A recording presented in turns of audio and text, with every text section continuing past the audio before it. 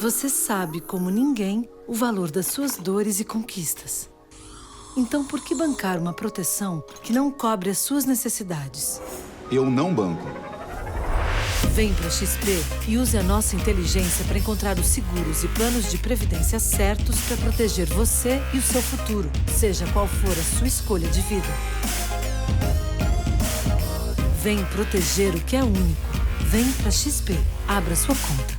Oi, pessoal, eu sou Jamile Niero e começa agora mais um episódio do Tá Seguro, o podcast do Infomoney criado para ajudar a traduzir o universo dos seguros para você. No programa de hoje, o tema é seguro para itens pessoais. A gente vai conversar com um colecionador de tênis, que vai contar um pouco dos itens que ele tem no acervo, né? Que inclusive vai virar museu. Então ele vai falar um pouco desses riscos que o acervo está exposto, né? E também a gente tem uma ciclista aqui hoje na nossa mesa, que vai contar da vez que a bike dela, que é bem personalizada, sofreu um furto, né? Ela vai contar pra gente como que terminou esse caso. E partindo dessas duas histórias, os especialistas em seguro que estão aqui hoje com a gente vão explicar como que funcionam as coberturas disponíveis hoje para esses objetos, né? Para esses itens. O que não tem cobertura, enfim, eles vão tirar várias dúvidas sobre esse mercado. O papo de hoje tá demais, fica aqui comigo para acompanhar. Pode rodar a vinheta.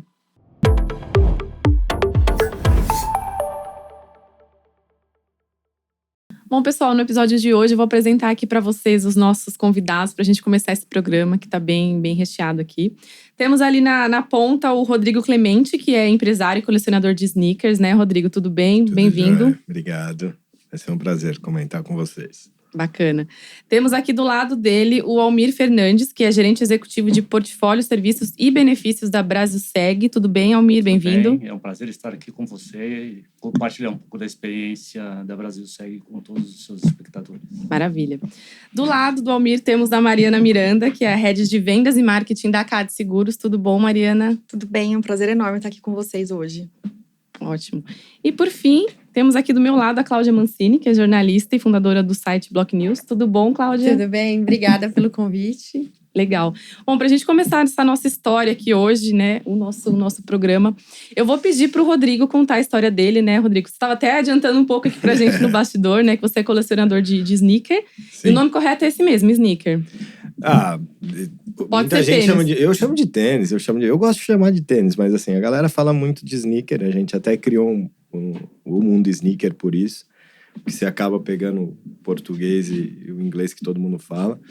Uma coleção bem exótica, eu diria, são hoje acho que 8.012 pares, isso muda diariamente, porque a gente recebe das marcas.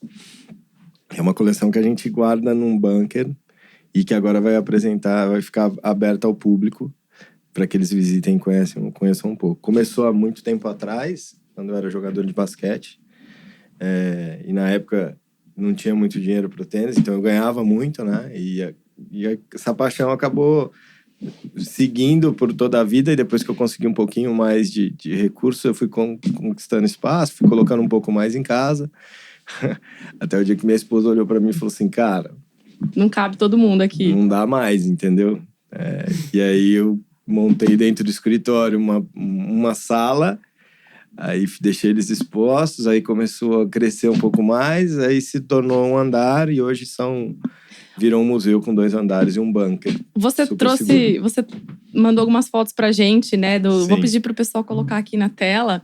Essas fotos que você mandou é de quando tava na sala ou de quando já tá no bunker? É hoje no bunker. Já é hoje. Gente, caramba, mas não, grande, né? não é assim, tipo… uma salinha, né? Não é tipo um galpão. É um shopping center. É uma loja. Cara, e você lembra de todos os pares? Quanto custa? Sim, lembro.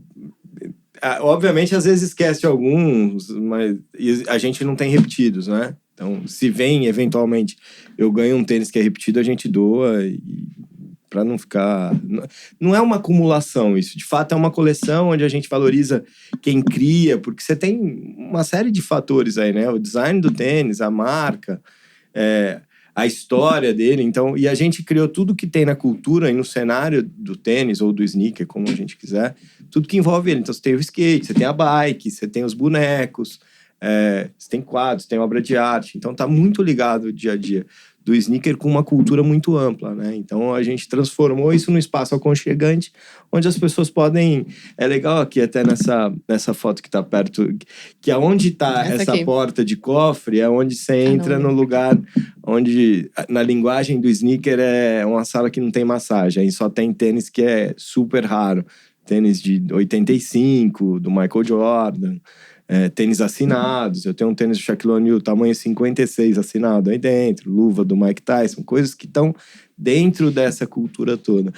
E é até legal, quando eu vejo essa foto, tem um tênis ali que é de uma marca brasileira, que eles deram vida ao que muita gente aqui certamente viveu, que é o Prato Feito. Eles fizeram um tênis que chama Prato Feito, que eles escolheram materiais de restaurantes e colocaram no tênis e transformaram isso num negócio muito bacana para você usar no dia a dia. Caramba. Então, tem uma cultura muito grande por trás de tudo isso. E qual que é o mais caro deles, assim? Você lembra, mais ou menos? Não precisa nem dizer qual que é, né? Tá pra bom. não...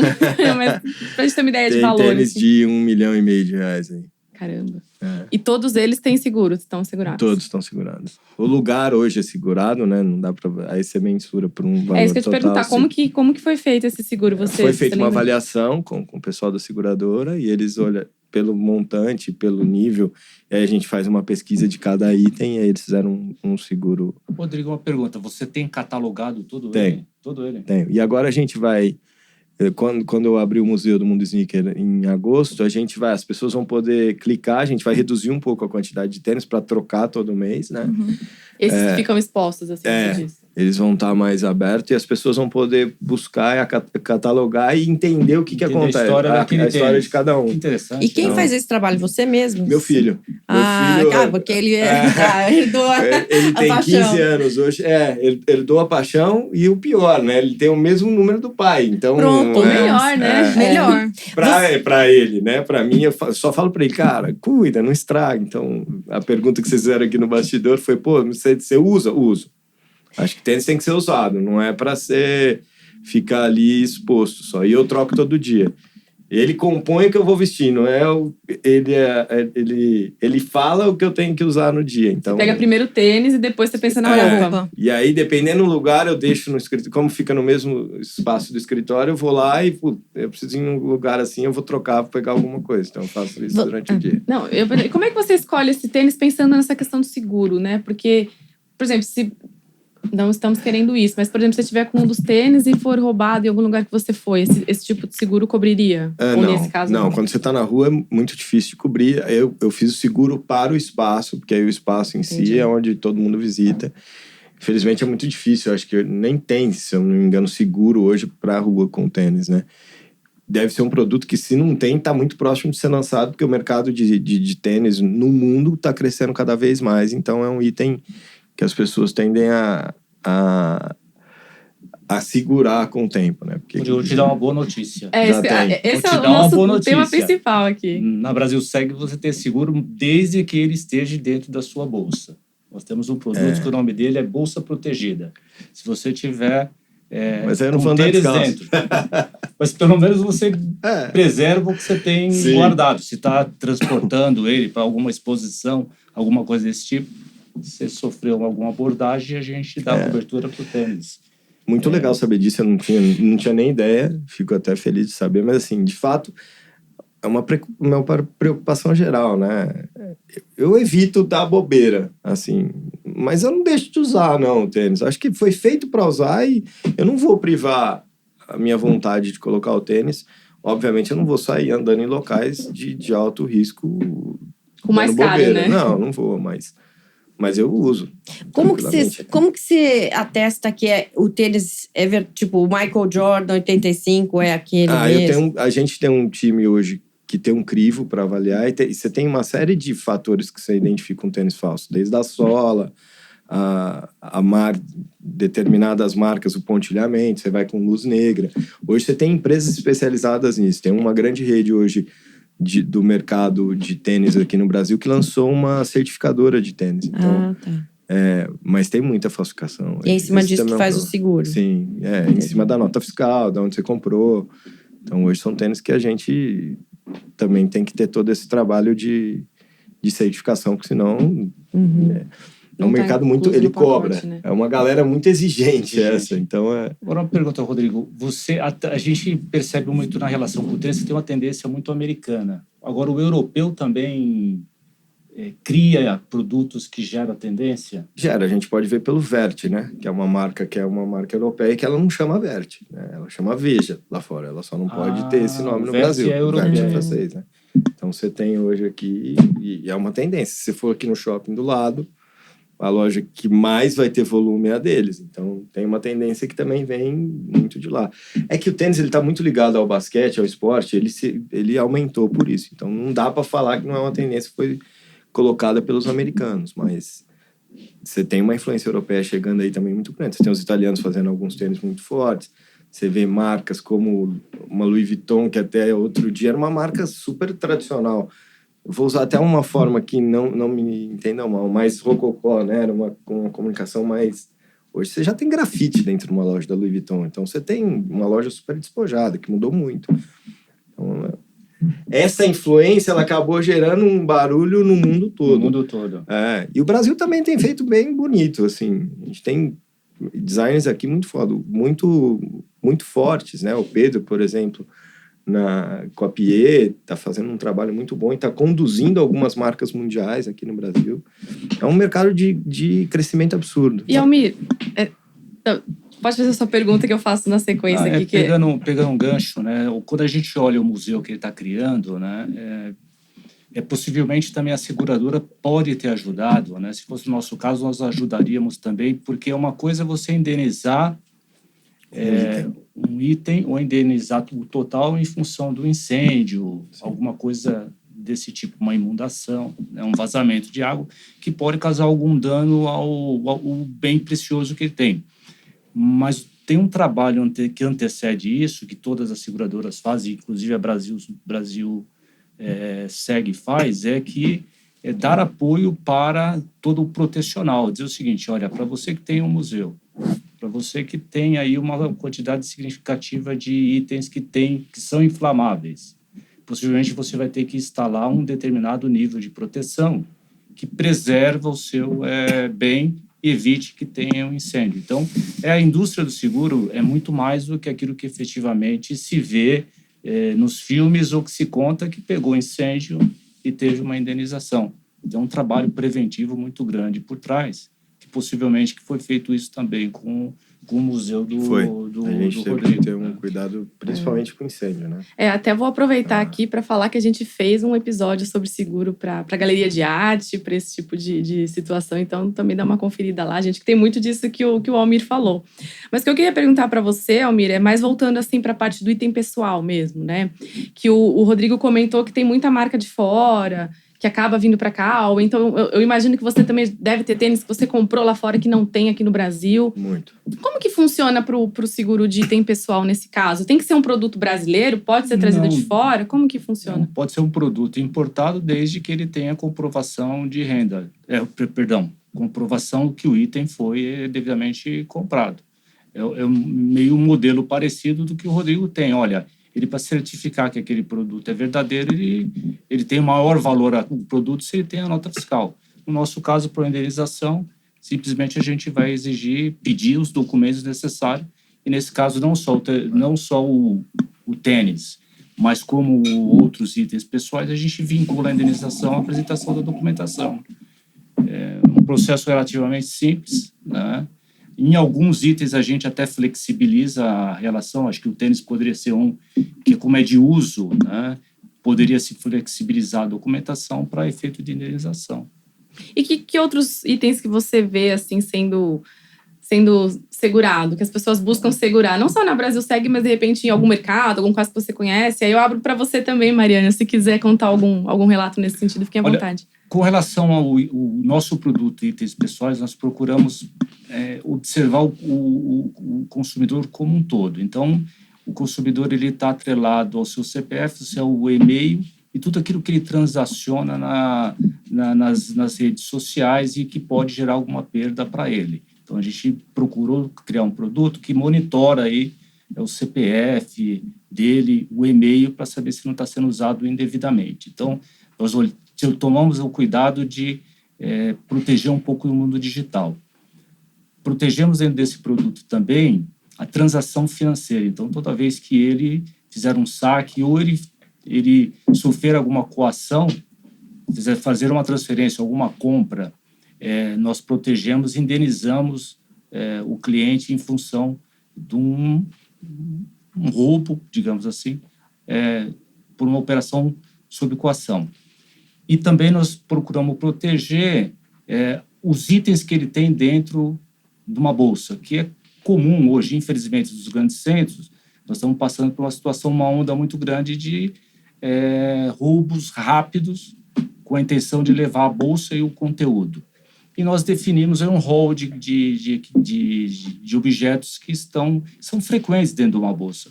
É um notebook, a bolsa também. A bolsa e os itens pessoais. Por isso que nós procuramos dar o nome de itens pessoais. Pode ser um óculos, pode ser um tênis, pode ser um celular, um notebook, um tablet, e assim vai. Né? Você sabe que é curioso a gente falar disso, né? Porque há muitos anos atrás, outro dia eu estava conversando com o líder do Afro-Reg, e ele falou, lá atrás se roubava muito tênis, né? Parou um pouco, né?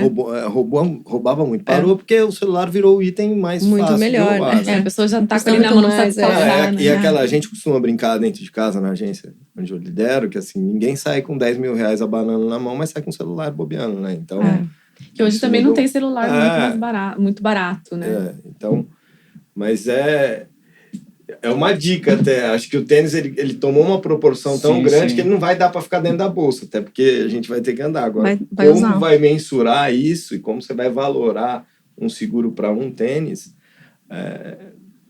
eu acho que é um desafio para a indústria. Eu acho que assim, o seguro ele tem que acompanhar essa evolução do consumidor. E eu acho que é bem importante que a gente está falando aqui. Há tempos atrás a gente não existia celular, então não tinha essa necessidade de ter um seguro. Hoje existe celular, hoje existe um tênis caro. Hoje no bike, né, é o que a gente vai comentar aqui um pouco, tem as pessoas que usam relógio, que são caros. Não só a bike, também hoje... O tênis, né, enquanto tá pedalando. O tênis, enquanto tá pedalando. Hoje eu tava olhando esses dias, assim, uma bicicletinha para criança custa R$500, assim, uma básica. Né? Então, você fala, nossa, então... é um valor alto. E é o que a gente sempre fala, às vezes a pessoa não está adequada ali num fluxo de caixa para repor aquilo, né? E a bike acaba sendo também, muitas vezes, um meio de transporte, não só lazer, né? Mas um meio de locomoção de alguma pessoa. Os entregadores, né? Acabam tendo bastante bike. Então, infelizmente, essa questão do roubo no nosso país é uma realidade. E eu acho que o seguro é bem importante para isso, mas não só para o roubo, né? Que é um pouco do que o Almir estava falando. Também tem acidente, no bike também a gente tem bastante situação de acidente, danos a terceiro também acontece, inclusive bastante com carro, né? Às vezes o ciclista acaba não tendo atenção, ou o carro, ou o contrário também.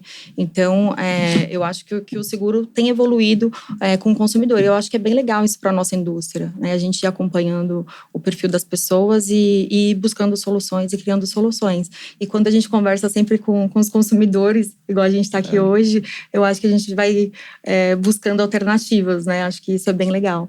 E aí até uma das coisas que eu acho que é bem bacana, que a gente tem, que é disruptiva, que a gente está falando aqui, como você menciona um valor, né? Mensura um valor de um bem. No caso da bike, a gente faz uma avaliação digital, então manda foto, a gente consegue fazer a leitura e falar, olha, essa sua bicicleta custa X e você vai ser indenizado por isso, então não tem surpresa. E aí a pessoa, o ciclista concorda ou não com o valor que está escrito ali. Às vezes ele pode inclusive falar, não concordo, mandar um outro documento, como você mencionou, comprou fora alguma parte. E aí a gente faz o seguro considerando todas essas hipóteses, não é só uma bicicleta nova com nota, não, a gente também aceita modelos que são modificados ou bicicletas montadas, como a Cláudia comentou aqui, que teve que trocar o quadro. Vou até aproveitar esse seu gancho aí e pedir pra Cláudia contar pra gente o caso dela, né, Cláudia? Você que teve uma bicicleta roubada, conta pra gente como é que foi. Foi. A minha bicicleta ficava pendurada no gancho do condomínio, como super comum, né? Todo mundo deixa ali no gancho. E eu achava meio esquisito eu deixar lá, porque assim, a minha bicicleta eu fiz muita melhoria nela. Né? Então Assim, ela ficou mudei cara. o pedal, pus um pedal muito mais bacana. Depois eu fui mudando, eu mudei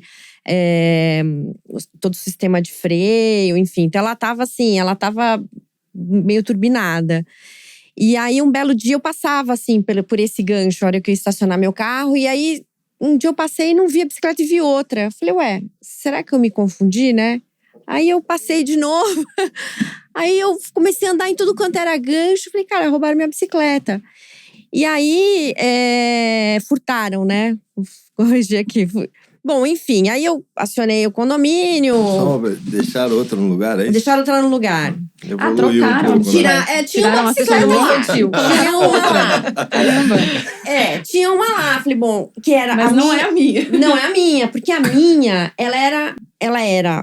ela tinha uma cor assim, meio avermelhada, perolada, cinza, cintilante, branca. Ela era maravilhosa, a bicicleta. E aquela era branca e preta de outra marca. Então, assim, definitivamente eu não estou louca, não é a minha. Aí, acionei o condomínio, né? Falei, olha, aconteceu isso. E eu falei, bom, tem uma câmera bem em cima ali, né? Dos ganchos. Eu falei, por favor, olha, porque, enfim, sumiu. E aí, o condomínio veio me avisar que a câmera não estava funcionando. Aí, eu falei, bom, ótimo. Aí, aconselhada por uma advogada, né? Que minha advogada, ela falou assim, você vai na polícia, faz BO e bota um aviso onde estava a sua bicicleta. De repente, vai que dá sorte, né? A mesma pessoa. A pessoa sente culpa, né? Devolve. E aí, a pessoa que colocou a bicicleta lá foi a mesma que tirou a minha. Tirou a minha, pôs aquela. E falou que tinha se enganado. Eu me enganei, porque eu cheguei da praia, tirei as bicicletas, não sei o quê, e era pra pôr bicicleta no carro. Aí eu pus a sua, mas fica tranquila, porque eu mandei pintar a sua bicicleta. E quando ele falou isso, eu quase morri. Porque a minha bicicleta estava perfeita, porque quando eu faço trilha, eu passo tape na bicicleta para não arranhar. Olha a pessoa totalmente, né? Eu cuido, eu passo tape para não arranhar. Eu falei, quem mandou se pintar a minha bicicleta? Não, e eu mandei fazer revisão. Eu falei, mas como mandou se fazer revisão? Assim, ninguém toca na minha bicicleta, senão a loja onde eu comprei. O cara era do condomínio, é isso? Do condomínio. Vizinho. Aí eu falei, amanhã de manhã eu quero minha bicicleta. Aí, claro que ele me pediu aí ele me ligou de manhã e falou, se tem uma foto da sua bicicleta. Eu falei, pronto, já entendi, né? Pintaram minha bicicleta. Não deu tempo. Ele falou, não, eu vou pedir pra não pintar, não sei o quê. Assim, resumindo bem, eu fui na loja, cheguei lá, eu falei, vou na loja. E fui na loja porque eu tava preocupada não só com a pintura da bicicleta, mas com todas as partes da bicicleta. Inclusive porque eu trouxe de fora partes da bicicleta, entendeu? E aí eu fui lá, olhei, as partes estavam lá. E aí o cara me traz o quadro pintado de verde alface cintilante. E você nem gosta de verde. Amadureceu. Não, gente, quando eu vi aquilo, juro… Eu me lembro da cena, daquele quadro vindo assim. Eu falei, não é comigo isso. Bom, enfim. Aí entrei numa disputa ali. O resto tava lá. Tava tudo numa caixa, olhei. É que eles desmontaram pra pintar, desmontaram pra pintar. Entendi. Mas, cara… E aí, falei, bom, tudo bem. Aí começou a disputa. Por quê? Porque eu fui na loja onde eu comprei. Falei, estou com essa situação. Ele falou assim, não tem conserto, acabou. Esse quadro nunca mais volta a ser o que era. Vamos falar com a fábrica e ver se eles têm um outro quadro, que mesmo que não seja igual, mas um quadro da mesma marca. E não tinha mais. E aí começou, aí eu falei pra pessoa, falei, você vai ter que me dar um quadro novo. Porque eu não vou sair por aí andando com esse quadro aqui. E você não tinha seguro da bicicleta? E eu não tinha seguro da bicicleta. E aí ficou aquela… Aí, não, tudo bem, vou dar, não sei o quê, nananã. Levou mais de 2 meses pra achar um quadro que desse na minha bicicleta. Não foi nem da mesma marca, mas foi uma marca similar. A minha bicicleta, eu chamava ela de bombeirinha, agora ela é a Frozen, porque ela é branca e azul. Então agora eu achei a Frozen. Mas o que aconteceu ali? Ficou uma disputa ali, né? Porque primeiro ele tentou ver se eu aceitava pintar, claro que não. Ele quis remediar. Aí falou, vai ter que dar um novo. Aí não achava quadro. Aí eu nunca que pagava. Aí eu fui falar com o condomínio. Falei, vocês vão ter que pagar.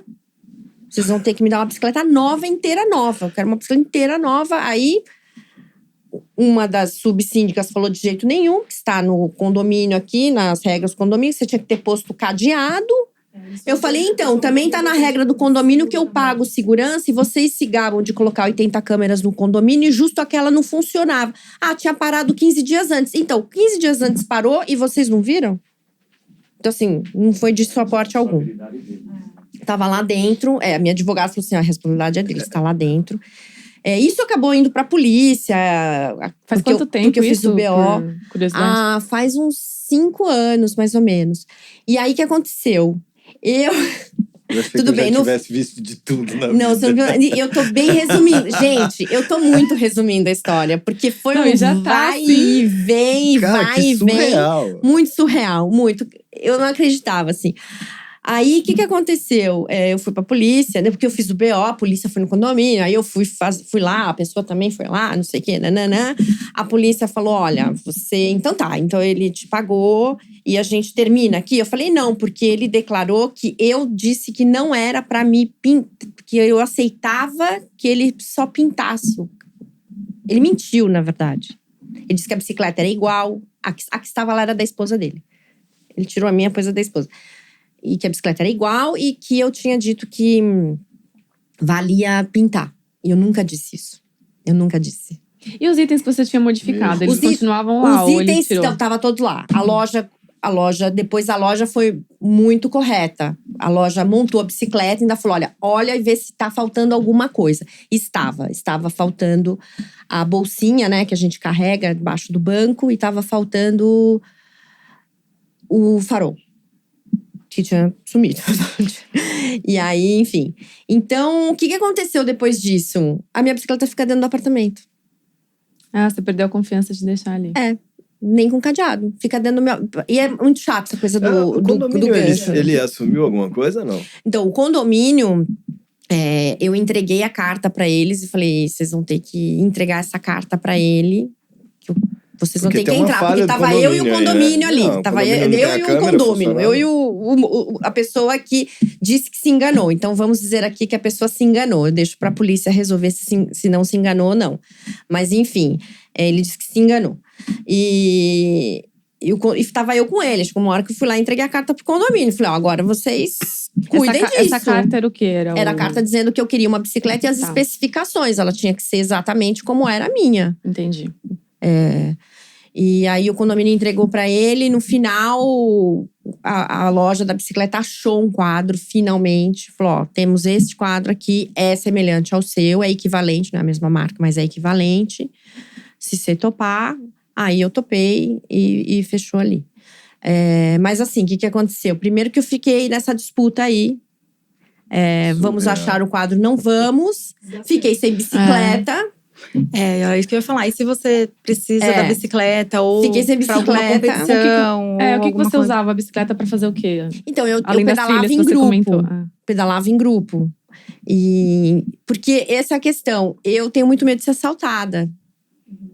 Eu tenho medo de violência. Porque assim, na USP, agora acho que até melhorou. Mas tinha muito assalto na época com a pessoa armada, e era onde você andava ali. Então eu sempre tive medo de ser… Dentro da USP, né?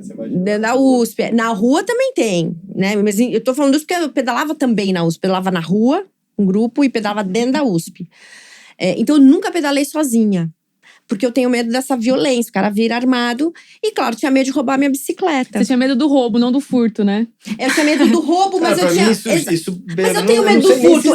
Nome pra eu vou falar, eu tenho medo de ir até o supermercado, largar minha bicicleta lá e voltar e ela não tá. Falar, mas levaram minha bicicleta. Só que assim, eu nunca fiz seguro, olha só, por exemplo. Exato, e é essencial. E assim, Cláudia… Hoje, na nossa carteira, 70% dos sinistros são de roubo. Então, o que você está falando, assim, a sua preocupação realmente, ela faz bastante sentido. Ela faz bastante sentido. Óbvio que acontece bastante de queda. E aí, principalmente as bicicletas que são, enfim, que tem valor maior, né? Que são essas de carbono, dificilmente tem como recuperar. Então, muitas vezes acaba sendo uma perda total e só utiliza as peças, tem que trocar o quadro. Mas o roubo é a maior dor, de fato, dos ciclistas hoje. É o que mais acontece. E eu tenho medo até do furto também, sabe? Assim, às vezes você fala assim, vou lá, boto o cadeado. Os caras vão lá, arrancam o cadeado. Você fala… E você fica assim, tipo, a minha bicicleta, tudo bem, não é a melhor marca do planeta, mas o pedal é um pedal… É um pedal super bacana. Quanto que você gastou, mais ou menos, nisso? Só o pedal eu paguei 80 euros na época, já faz tempo. Deve estar uns 100 euros hoje. Um pedalzinho custa 500 reais. Você fala, 500 reais não é muito. Não é muito, mas aí… É só o pedal. Tem só o pedal, aí tem o quadro, aí tem a roda também, é uma roda especial, porque acontece que o sistema de freio é a disco, slash, sabe assim? É tudo… Entendeu? Então, sei lá, acho que a minha bicicleta hoje valeria… uns 5 mil, sei lá. Aí você fala, meu, andar bem nisso. Eu não fico andando com 5 mil assim na mão, mas eu ando com a bicicleta. Dentro do valor, né?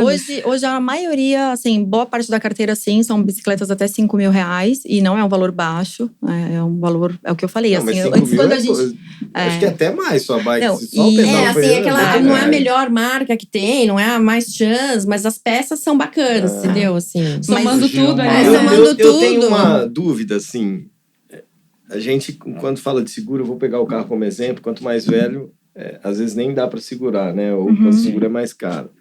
E no caso do tênis, o maior valor, ele não está no mais novo. Está no mais antigo, né? Então, como é que a gente valoriza? Como é que seria uma precificação, né? Acho que esse vai ser um desafio que nós vamos lançar aqui. Vou dar um exemplo. O Mion, que a gente tem uma super relação, também é um baita colecionador, que eu respeito muito. Quando ele entrou na Globo, ele foi com um tênis que custa uma fortuna. Eu tenho o mesmo tênis, só que é um tênis que, se você andar muito, ele esfarela, né? Porque ele, com o tempo, ele hidroliza, infelizmente. E esse tem tênis, por exemplo, o Jordan não hidroliza, mas o Jordan 1. Desculpa, o que é o hidrolisar para quem é leigo? Quando ele vai assim? envelhecendo, ele fica mais duro. E se você na maioria das vezes é aquele tênis que tem aquele air. Assim, resseca, né? Ele resseca e se você andar tipo bolsa guardada, que você vai pegar ela esse tênis, por exemplo, é um tênis de $100 mil, né? Caramba. E foi pro saco. Desculpa a linguajar, né? Mas como é que a gente vai conseguir fazer isso? E a outra questão o mais velho é o que tem mais valor, né? Acho que isso é um desafio para a seguradora absurdo, né? Acho que a gente tem que começar a estudar, né? Acho que você colocou, o Rodrigo colocou muito bem, que eu acho que é algo que tem que estudar. Eu dividiria em dois potenciais. Um é aquele que, de fato, ele tem um valor, alto valor, principalmente um valor histórico, que a gente consegue traduzir em números. Como você falou, olha, você tem um item que ele tem a caixa, que ele tem a nota fiscal, que ele é de uma determinada faixa de décadas, que ali teve um sucesso enorme. Então, você trata aquilo como exposição, como uma obra de arte. E já tem produto para isso no mercado segurador que protege obras de arte. Então, a gente poderia entender que tem uma camada, um nicho específico que a gente poderia tratar como obra de arte. O outro é a massificação. Aí a massificação já poderia definir um range de tênis até R$1.000, R$1.500, que é do dia a dia e que passa a ter aí uma frequência muito grande de roubo ou furto. Então, eu dividiria em dois. Produtos para o dia a dia, como se fosse um produto específico para o celular, passaria a ser um produto específico de tênis. Como se fosse tipo para um celular, né? Exatamente. Você usa ali no dia a dia. E o outro é aquele para obra de arte que tem um alto valor agregado que ficaria em exposição, ou ele poderia, além da exposição no lugar fixo, ele poderia ter um trajeto definido para exposição, alguma coisa nesse sentido, né? Eu acho que dividiria em dois. Só que a camada aqui do dia a dia precisaria ter demanda para isso. Agora, demanda tempo, você entendeu o preço, né? Porque hoje eu estava até aqui embaixo, você vê que é um centro comercial, financeiro, comercial. Eu estava com a minha assistente ali, eu falei, dá uma olhada. 10 sets de tênis. Como assim? 10 pessoas, 7 estavam de tênis. Agora todo mundo usa tênis. Se vocês forem em festa junina, eu falei, outro dia eu fui na dos meus filhos, eu falei, cadê a bota? Não tem mais, né? As pessoas têm prezado, mas a preocupação é o roubo, no caso do tênis, basicamente. Não, é que assim, depende muito, né? Porque você tem tênis numa faixa baixa aí que você vai gastar R$500, mas você tem tênis hoje, um Jordan não custa menos do que R$1.699. Sim. Eu acho que dá para usar essa pergunta dele. Eu vou pedir para vocês explicarem pra gente como que o seguro é calculado, né? O que você vai cobrar do cliente, né? O custo do seguro para ele. Então, eu queria até fazer uma pergunta, não sei se dá para responder junto. Por que é tão difícil fazer um seguro fracionado? Então, por exemplo, a minha bicicleta fica em casa a maior parte do tempo. O meu Note fica em casa a maior parte do tempo. Eu queria ter um seguro que falasse assim, olha, eu vou começar a contar de agora. Começa a contar agora. Sair. Se roubar, pegou. Por que é tão difícil isso? Porque, assim, tudo bem, você fala, não, mas aí o custo não vale, sei lá, talvez seja tem isso. A ver a pergunta, né? Se fosse mesmo um pouquinho mais caro, mas naquele momento me protegesse, talvez eu me sentiria mais atraída a pagar, entendeu? Não sei. Mas complemento de leigo só, na pergunta, desculpa, mas é assim...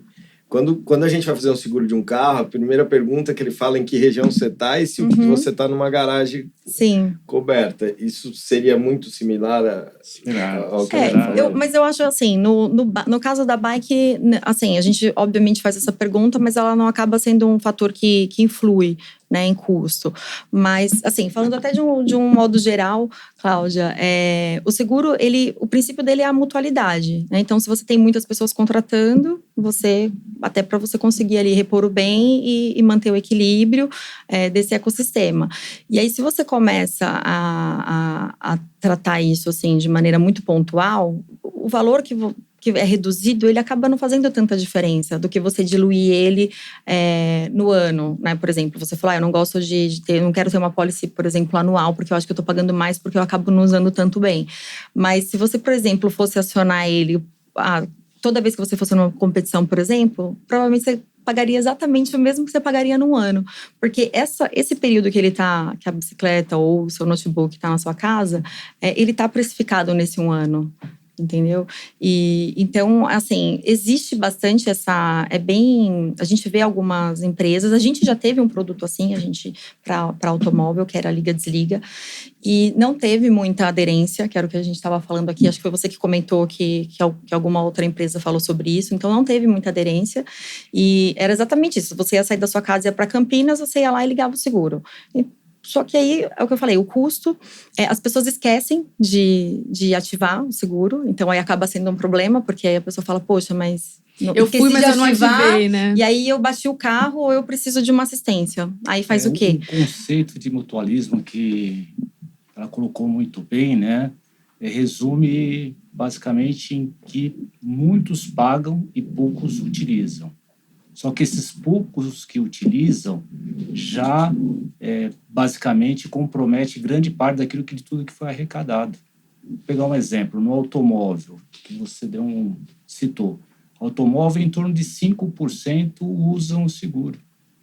De toda a carteira, imagine, toda a carteira, só 5% usam para efeito de indenização de seguro, não das coberturas de assistência. Em torno de 5%. Ou seja, bateu o carro, deu perda total, vai receber o valor daquilo. Furtaram. Só que esses 5%, historicamente, a sinistralidade, o índice de sinistralidade que nós chamamos, é tudo aquilo que a gente recebe dos clientes e devolve para a sociedade é em torno de 65%.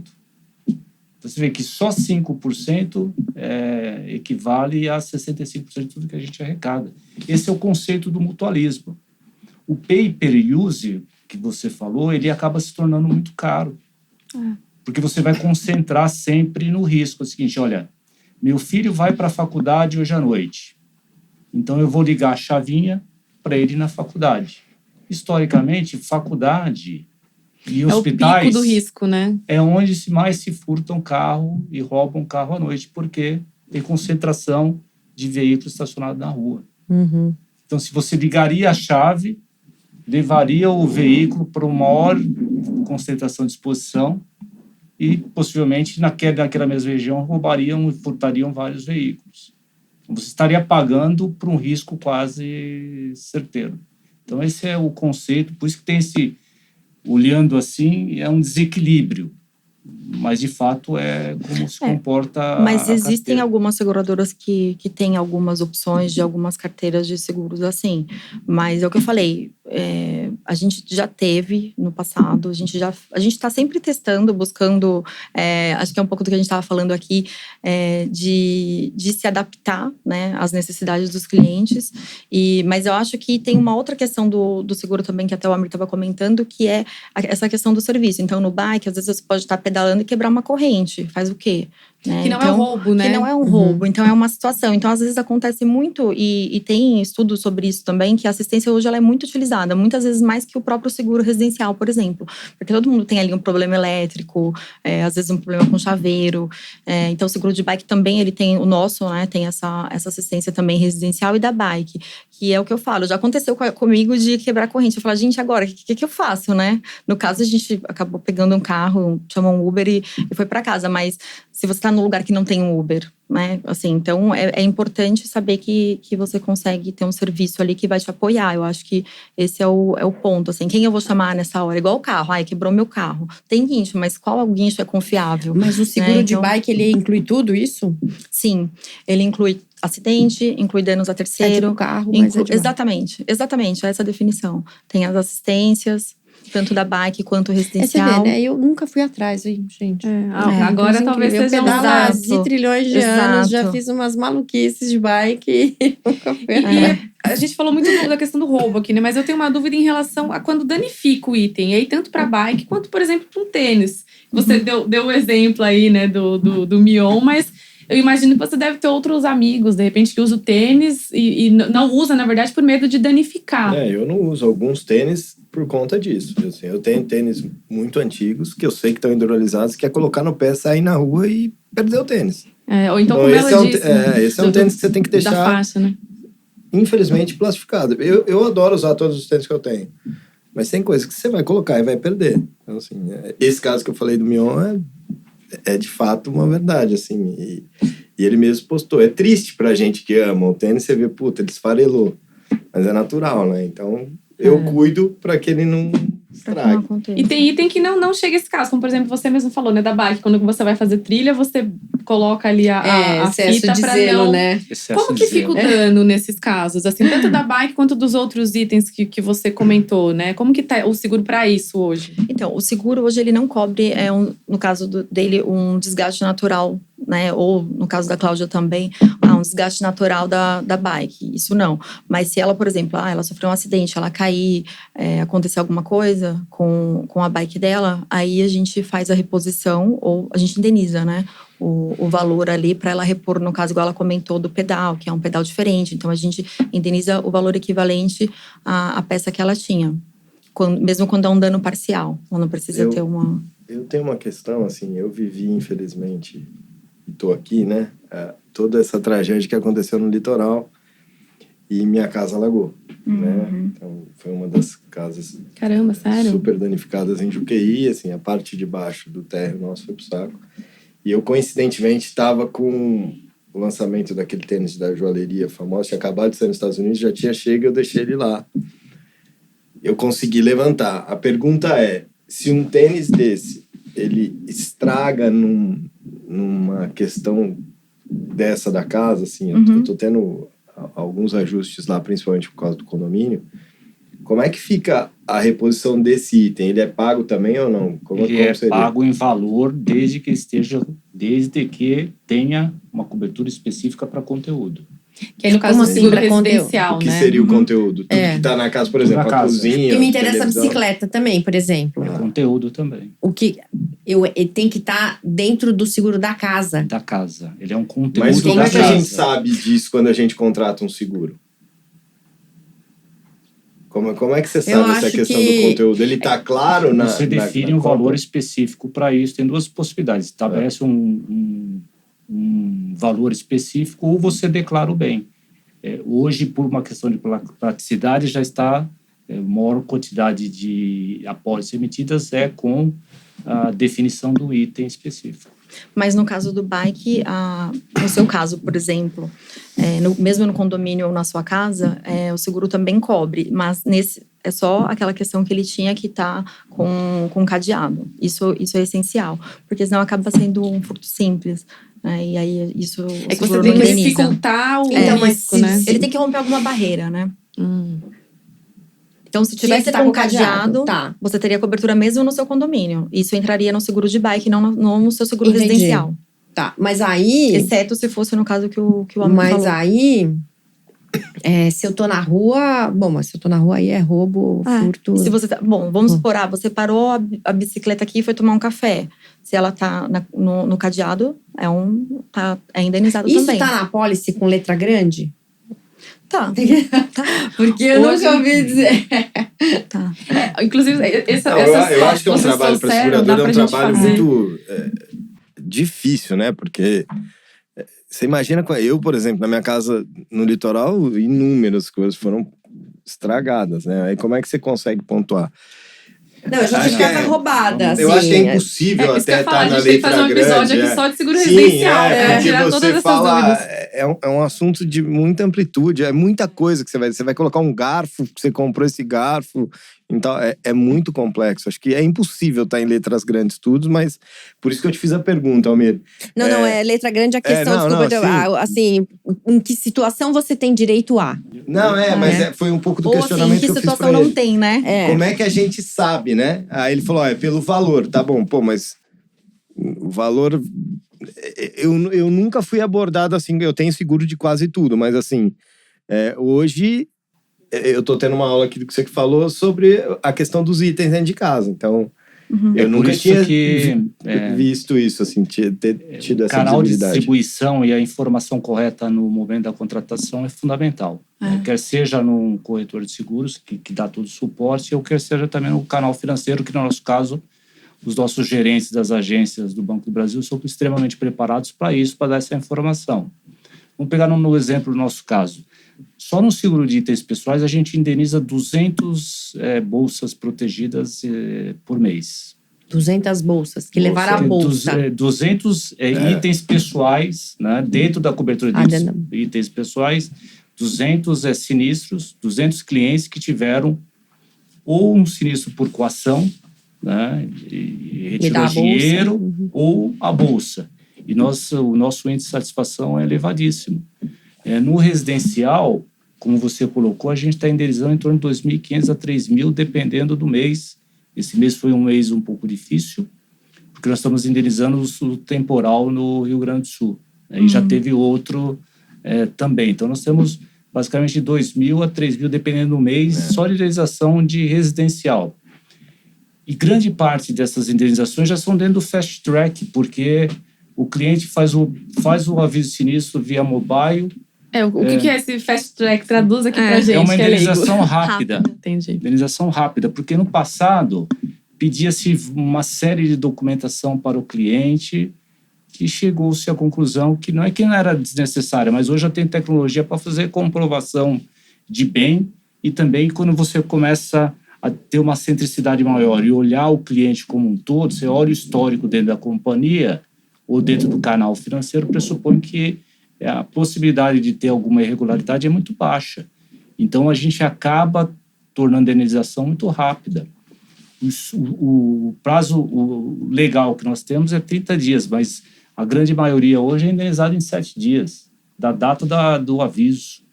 Porque chegou o aviso, a gente indica qual a documentação mínima, o cliente faz um upload do que ele indica que tem. Está dentro de um valor adequado, o cliente tem um excelente histórico, paga. Almir, mas, por exemplo, nesse caso que ele comentou, ele tem um tênis antigo que ele não tem mais a nota fiscal desse tênis. Como ele comprova o bem? Que é difícil, inclusive. É difícil.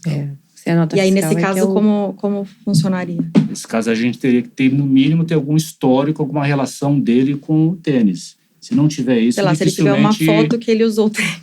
A gente indenizaria, né? Teria que ter o mínimo condição possível para ter uma associação que o cliente fazia uso ou tinha aquele bem e aquele bem estava no local do sinistro no momento da inundação ou do furto. Do roubo, o furto fica mais fácil porque ele declara no boletim de ocorrência. Declarou no boletim de ocorrência. Mas ele declara também quando ele está contratando, por exemplo, a bolsa que eu comprei é X valor, ou as bolsas, no caso. Eu acho que aqui a gente está falando de vários seguros diferentes, né? Tem o seguro residencial, tem o seguro da bolsa, tem o seguro da bike. O da bike, por exemplo, eu faço o seguro e eu coloco ali todos os... porque não adianta só colocar o modelo, porque o modelo da minha marca eu já mudei. Então eu tenho que colocar o pedal é não sei o que, o sistema de freio é não sei o que, a gente recebe o pneu é não sei, fotos. a roda é não sei o que, tem que colocar tudo. O tênis vai ser A gente Mas recebe, isso são 5 fotos. Mesmo que eu não tenha nota fiscal. Você não precisa ter. Então, no nosso caso, não precisa ter. Não precisa ter, mas Não aí precisa se ter. acontecer alguma coisa, eu preciso ter na hora? Não precisa. Não precisa, Tá. porque a gente faz uma triagem inicial. Entendi. Então, você não precisa comprovar que o seu pedal você comprou e pagou Entendi. X valor. Porque a gente já faz isso previamente. Entendi. É um diferencial, porque geralmente as empresas... Geralmente você fala, a minha bicicleta custa 5 mil, eu falo, ok, custa, mas quando você tem o sinistro, me comprova que ela custa 5. Que aí é essa dificuldade. Por isso que a gente faz esse caminho inverso, justamente para não ter essa frustração no final de falar, não, mas não é 5, é 3,5, enfim. E a gente ficar nessa discussão. O retorno, por exemplo, se eu faço eu consigo o valor total da bike, porque qualquer... Sim, não tem Então, eu estava depreciação. conversando outro dia com os amigos. Não, vamos comprar uma bike bem barata, tipo, bem barata, para fazer pedalar em São Paulo sozinho, se quiser ir até o mercado, entendeu? Só que aí eu não sei se vale mais a pena comprar a bike mais barata ou se vale a pena já fazer um seguro, porque se acontecer alguma coisa, você... Exato, você está protegido. Eu acho que vale mais a pena você continuar com a sua bike e fazer o seguro dela. Porque como você manda as fotos, exatamente. Vocês calculam ali pela foto, é Exatamente. isso? A gente já fala, Cláudia, olha, a sua bicicleta custa X. Aí ela vai falar, concordo, Na é nossa isso análise, mesmo. a bicicleta custa X, Exatamente. então se acontecer alguma coisa, a gente vai te pagar esse Y. X, exatamente. O tênis eu acho que vai ser um grande problema, porque o tênis, na verdade... Teria que ser esse mesmo processo, basicamente. É até pior, porque o tênis é um mercado financeiro. Hoje você tem fundo de investimento de tênis. Vou dar um exemplo. Eu comprei um tênis outro dia, paguei 2. Esse tênis passou a valer 200. Por quê? Na moeda. Porque o cara que produziu o tênis... Faliu. Morreu. É literalmente como uma obra de arte. Uma obra de arte. E aí, como é que você dá esse valuation, entendeu? Então, assim, em dólar ainda. E aí você tem é muito difícil essa precificação. E aí, quando você fala, como é que você vai comprovar? Mesmo, né? E aí, um dos pontos que a gente faz com frequência é eu fotografo toda hora, porque eventualmente, tomara que não, e não vai acontecer, mas a gente sempre documenta tudo isso, porque é muito difícil você ter. E aí, quando você chega ao Brasil, por exemplo, você traz um item, que o tênis é um item pessoal, né? A receita, ela não vai te parar se você estiver usando um tênis. Não sei se você traga 50, né? Traga os 300 pares. Mas uns 20, às vezes.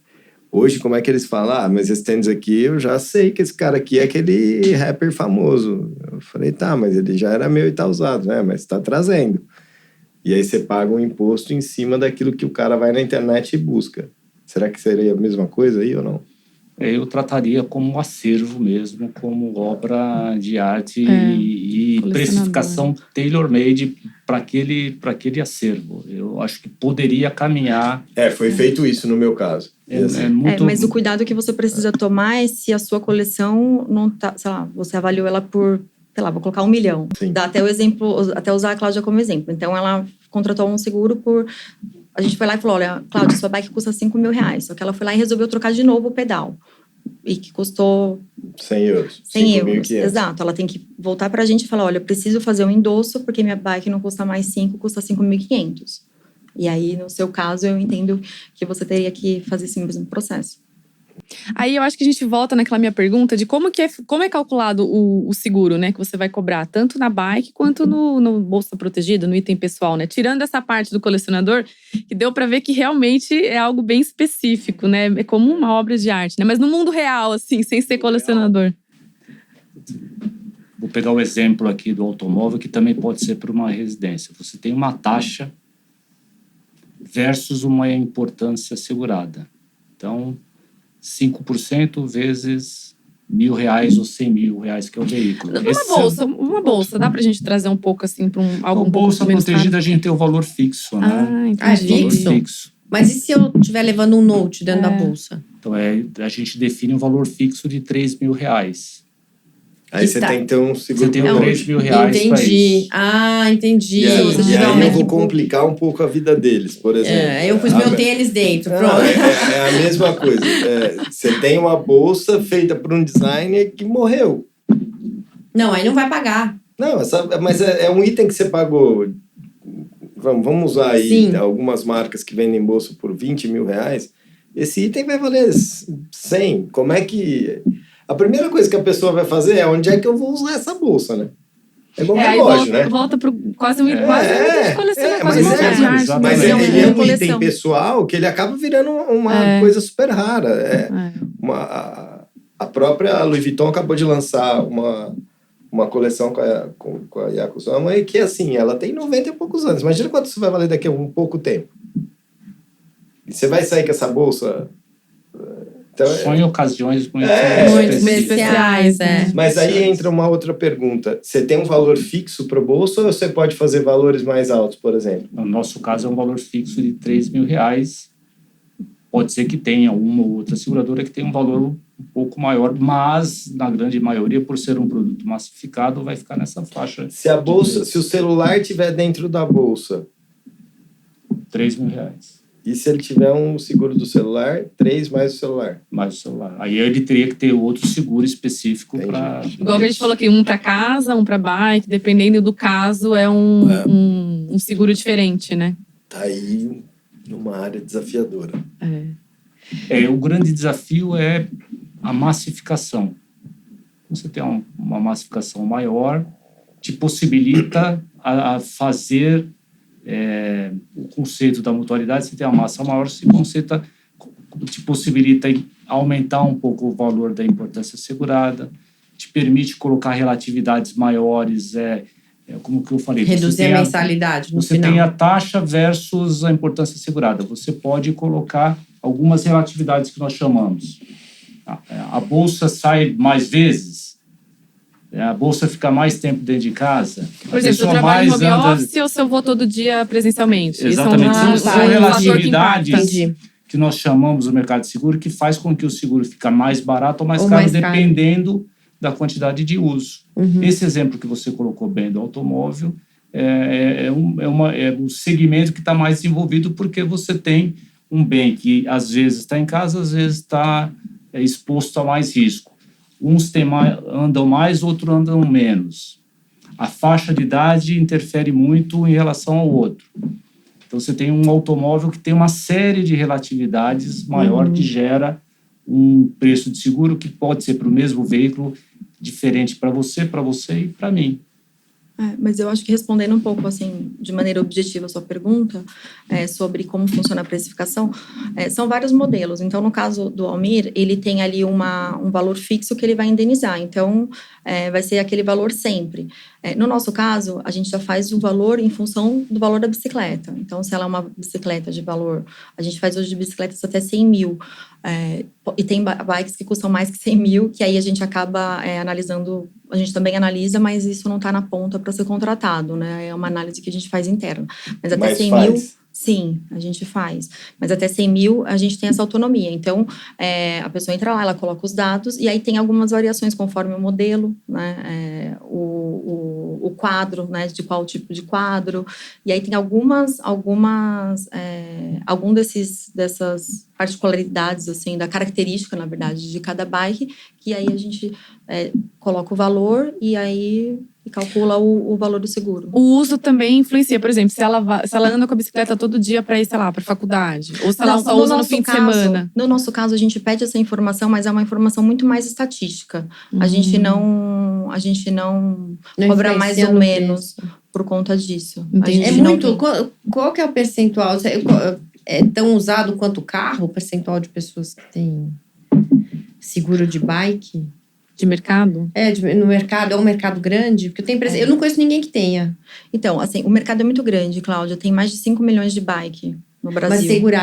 Mas seguradas, é que assim, a gente não tem esse número, eu não tenho o número de outras seguradoras. Né? Eu posso te falar que a gente tem mais ou menos uns 100 mil clientes, então é bem pouco. Eu vou pegar o meu exemplo como ciclista.